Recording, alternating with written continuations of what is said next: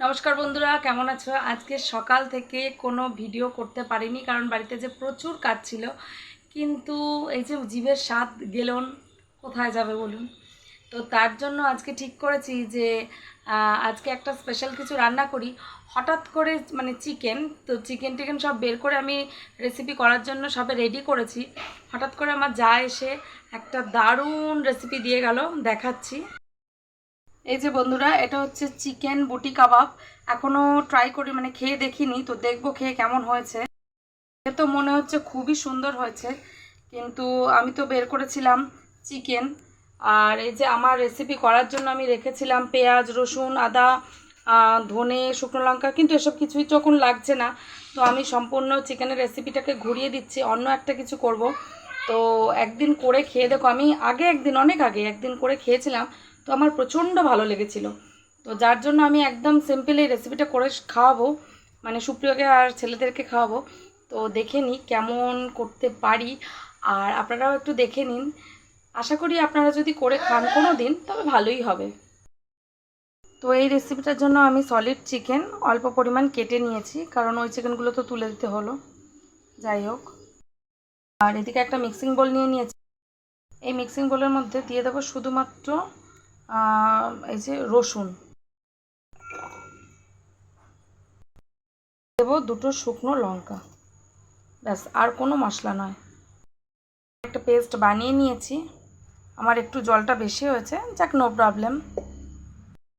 আমি একটা frying pan বসিয়েছি। এই ফ্রাইং প্যানে আমি আমার হাতে তৈরি করা একটু বাটার দিয়ে দিচ্ছি। এই বাটারটার মধ্যেই দিয়ে দেব 1 চামচ পরিমাণ ময়দা।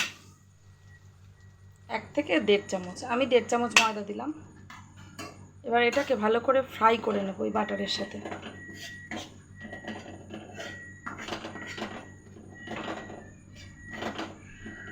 একদম লাল করে ফ্রাই করে নেব।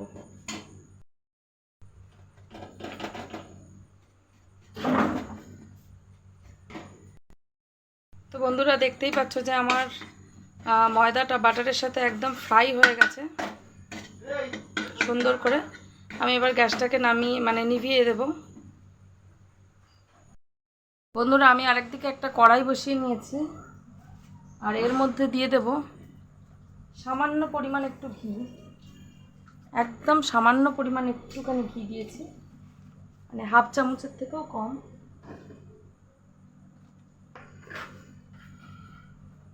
তার সাথে দিয়ে দেব অল্প পরিমাণ একটু সাদা তেল।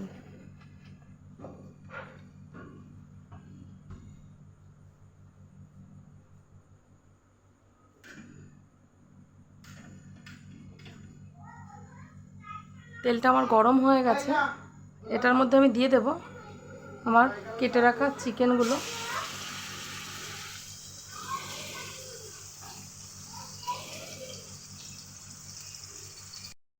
এবার দিয়ে দেব পরিমাণ মতো নুন।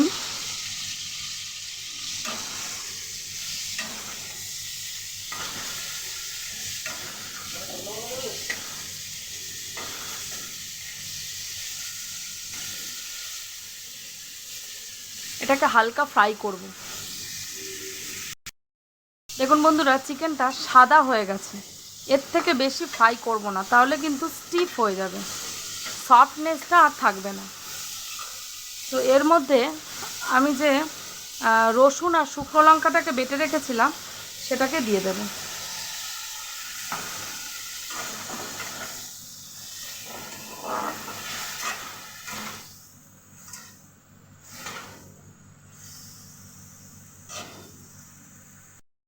আর এই মিক্সির বাটিতেই নিয়ে নেব অল্প পরিমাণ চারমগজ।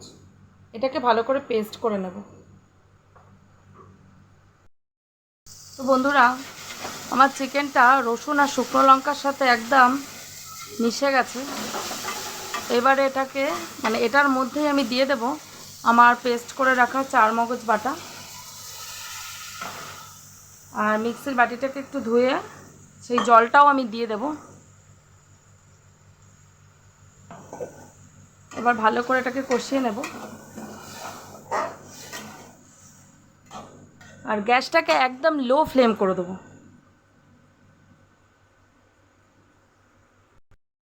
বন্ধুরা দেখো আমার এই চিকেনটা ফুটতে ফুটতে অনেকটা ঘি ছেড়ে যাচ্ছে। দেখো বন্ধুরা কত সুন্দর ঘিটা ছেড়ে যাচ্ছে।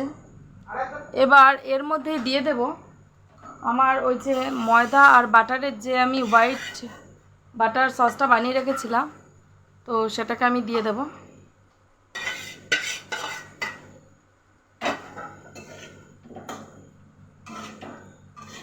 আর এটার মধ্যে দিয়ে দেবো অল্প পরিমাণে একটু জল। ব্যাস, আমি আর জলটা দেবো না। এবার এটাকে একদম লো ফ্লেমে 10 মিনিট ফোটাবো। আমার চিকেনটা প্রায় রেডি। একটু নুন কম হয়েছিল বলে অল্প একটু নুন দিয়েছি, আর সামান্য একটু চিনি আমি দিলাম যাতে স্বাদের সামঞ্জস্য বজায় থাকে।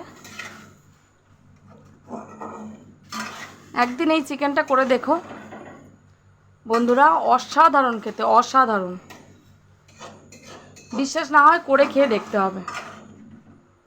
এটার মধ্যে পেঁয়াজ আদা কিচ্ছু পড়ে না, বাট এত টেস্টি হয়, এত টেস্টি বলার মতো না। হয়ে এসছে প্রায়। নামাবার আগে যদি ঘরে থাকে কসুরি মেথি, তো অল্প একটু কসুরি মেথি দিয়ে দেবেন। আর যদি না থাকে এটা অপশনাল, দেওয়াও যায় না দেওয়াও যায়, দিলে একটু গন্ধটা বেশি ভালো আসে। বাটারের সাথে কসুরি মেথির গন্ধটা বেশি ভালো আসে।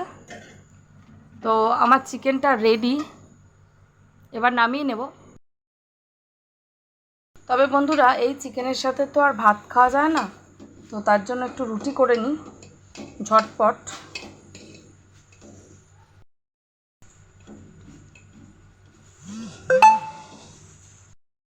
বন্ধুরা ছেলেদেরকে আগে খাইয়ে দিই।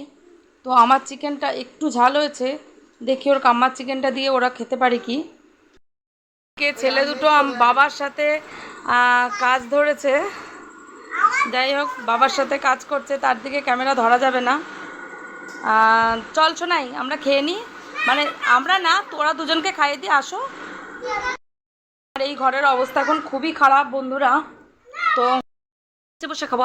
এখানে চলে আমার চিকেনটা একটু দিয়ে দেখি যদি খেতে পারে। পারবি তো খেতে? এরকমটা পারবো না। ঝাল হয়েছে কি হয়নি? হয়েছে প্রচুর ঝাল। জল খা। দেখি।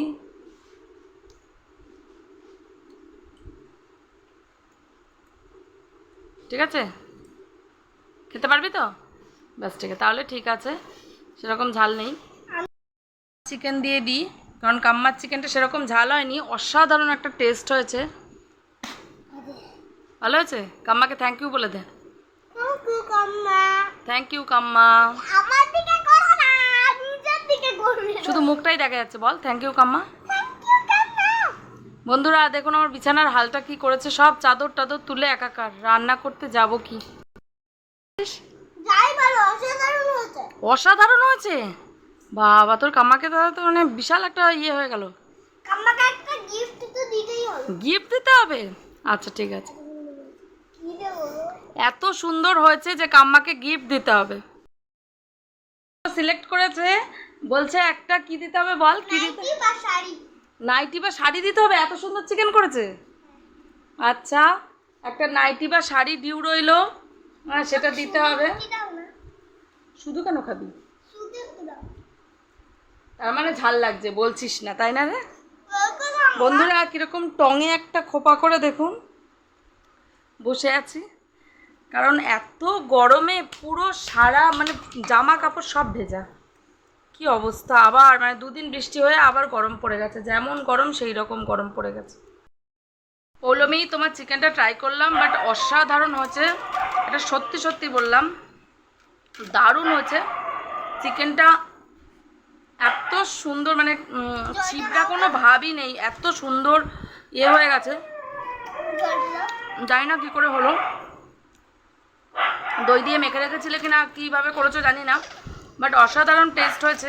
রেসিপিটা আমাকে বলো, আমি একদিন বন্ধুদেরকে করে দেখাবো। দারুণ হয়েছে, দারুণ। ফাইনালি বন্ধুরা, এত রাত্রে, রাত 12টা বেজে গেছে কাজ করতে করতে, তো এখন আবার নতুন বেড কভার চেঞ্জ করে এই যে ঘরদোর সব মুছে তারপর এসিটাকে চালালাম।